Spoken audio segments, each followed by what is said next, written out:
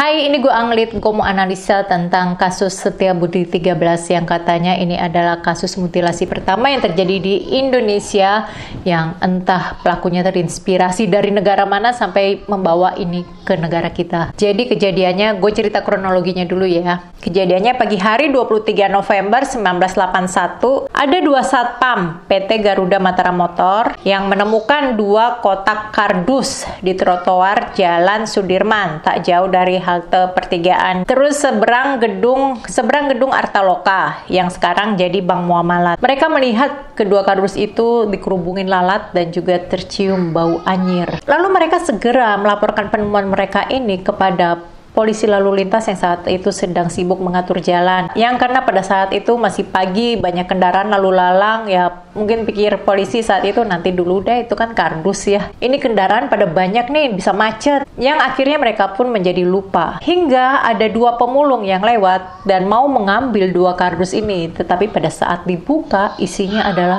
potongan tubuh manusia. Jadi dibawalah kardus-kardus ini ke RSCM. Di banyak sumber yang gue baca itu dikatakan kalau pada pukul 8.30 WIB, polisi dan juga dokter datang ke TKP. Terus mereka memeriksa kardus ini dan bahkan ada juga beberapa sumber yang mengatakan isinya adalah berapa jumlah potongan-potongan itu. Tapi gue rasa nggak mungkin lah mereka ngitung di lokasi ya, karena di situ banyak orang lalu lalang yang mungkin orang bisa syok gitu ngeliatin potongan-potongan tubuh manusia itu. Jadi pada saat ditemukan itu di dalamnya apa, mereka tidak segera menghitungnya di situ, tetapi membawa kedua kardus itu ke RSCM dan di RSCM baru diperiksa. Dan kita lanjut lagi ya. Di mana yang memimpin otopsi ini adalah Dr. Munim Idris. Di kardus pertama ada 13 tulang dan 1 kepala. Tapi ada juga beberapa sumber yang lain yang bilang 12 tulang dan 1 kepala, tulang kepala. Dengan kondisi tulang dikerat dari daging. Kardus kedua ada 180 potongan daging, termasuk organ-organ dalam seperti paru-paru, hati, limpa. Gue udah sebut jantung belum? Kayaknya belum ya, nggak ada ya jantung ya. Ya begitu deh.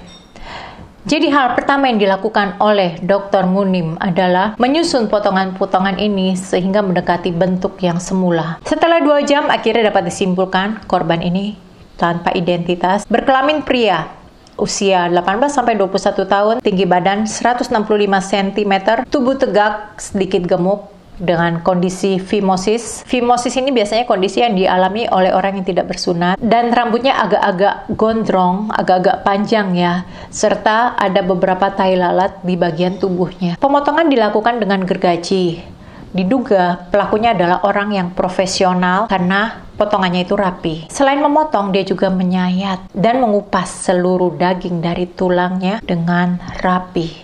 Sidik jari, telapak tangan, telapak kaki, dan juga fisik kepala tidak dihilangkan. Karena biasanya kan untuk menghilangkan jejak, semuanya itu dimusnahkan. Tapi ini tidak, dibiarkan utuh. Dan tidak ditemukan anus, kantung kemih, serta pankreas. Adapun kantong plastik yang digunakan untuk membungkus korban ini adalah bekas bungkusan buku yang bertuliskan nama sebuah toko yang ada di Jalan Pasar Baru, dan plastik lainnya sebuah supermarket di Jalan Samanhudi yang letaknya tak jauh dari Jalan Pasar Baru juga.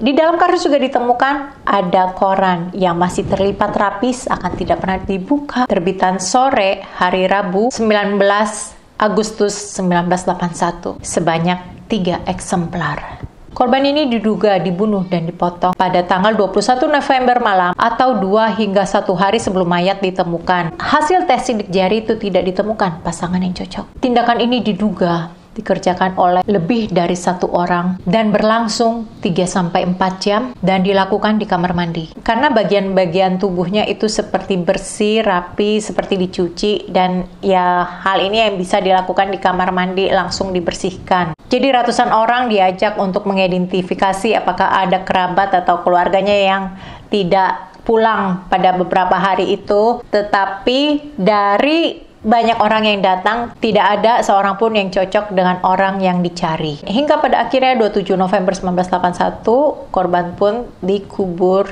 di Kalideres, Jakarta Barat. Dan hal ini membuat gue jadi penasaran. Jadi ditemukan 23 November pagi, berarti setidaknya diletakkan antara 22 November malam sampai 23 November dini hari. Entah, dari semua sumber yang gue dapat itu tidak ada yang menyebutkan dimensi kardus.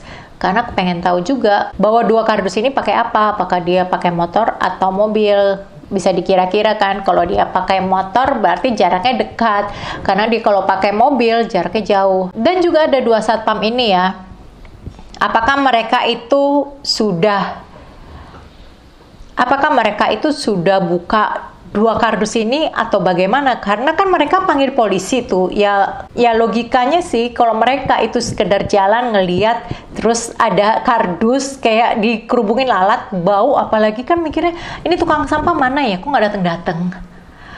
Tapi ini yang mereka panggil polisi. Mereka lihat orang yang menaruh dua kardus ini. Cuma mereka memang tidak tahu apa isinya ya, karena itu mereka panggil polisi. Ini kenapa kok kardus banyak dikerubungin lalat? Yuk kita sama-sama buka, takutnya ada apa-apa kan. Tapi kan polisi terlupa begitu saja, jadi sibuk dan keburu ada dua pemulung datang. Begitu dua pemulung ini datang, baru ketahuan. Dan setelah tahu itu isinya apa, dua satpam ini tidak berani untuk bilang lebih lanjut apa yang mereka saksikan pada saat sebelumnya. Terus kabarnya di berita yang lain gue baca ada sebuah tim forensik profesional yang sudah terlatih sekalipun butuh waktu lebih dari 2 jam hanya untuk sekedar membedah mayat. Sementara pelaku diduga hanya membutuhkan waktu 3-4 jam untuk melakukan eksekusi ini. Dr. Munim juga mengatakan kalau mengerat tulang dan mengelupasinya itu bukan hal yang mudah. Yang di sini yang gue lihat adalah waktu bukan masalah buat mereka ya, karena mereka bisa betah-betah aja mengerjakan hal ini. Cuma memikirkan dekomposisi itu yang membuat mereka sepertinya menghentikan kegiatan ini dan membuang ini begitu saja. Yang entah bagaimana ya, ibaratnya kan dibilang juga kalau hal ini dilakukan oleh beberapa orang ya mengerjakan ini dengan teliti, rapi, setidaknya butuh hal yang membuat mereka rileks, kayak ngedengerin musik ajeb-ajeb kayak gitu loh, jadi mereka bisa santai mengerjakan hal ini. Dan dibilang juga kalau eksekusi ini dilakukan di kamar mandi karena bersih. Tapi di dalam kamar mandi 3-4 jam itu rasanya gimana ya? Dan apa enggak pegel gitu loh, kaki jongkok sambil motong-motong ya. Entah ya, kalau gue melakukan pekerjaan selama itu akan terasa lebih nyaman kalau gue butuh meja. Tapi meja yang mudah untuk dibersihkan.